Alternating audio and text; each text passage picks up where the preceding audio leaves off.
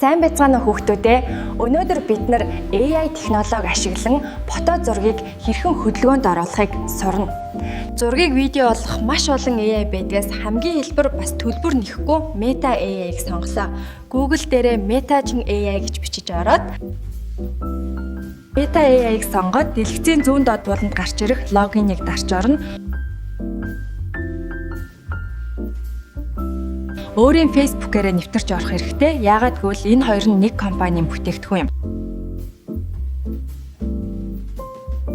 Гарч ирэх дэлгэцэн дээрх нэмэх товчон дээр дарж Create Image to Video сонголтыг хийн. Гарч ирсэн Upload Image-ийг дарж зураг сонгоно. Сонгосон зурагныхаа доор хэрхэн хөдөлгөгч тухай промпт бичиж өгнө. Энэ үнгийг нүдийг нээдлээд бүжиглүүл гэсэн промпт өглөө. Ингээд Animate товчийг дарна. Зургийг хөдөлгөөн оруулж дээд талд гаргаж иртэл ойролцоогоор 1 минут хүлээнэ. Арж ирсэн өгөвдөл дээр дараад ажиллуулж харна.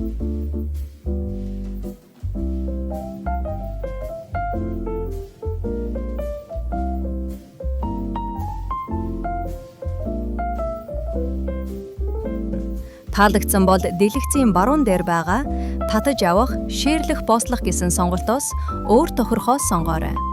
Хүүхдүүдээ сурсан чадвараа ашиглан удахгүй болох шинэ жилийн баяраар аав ээжийнхээ хүүхэд насны зургийг хөдөлгөөн оруулж бэлэг барьаарай.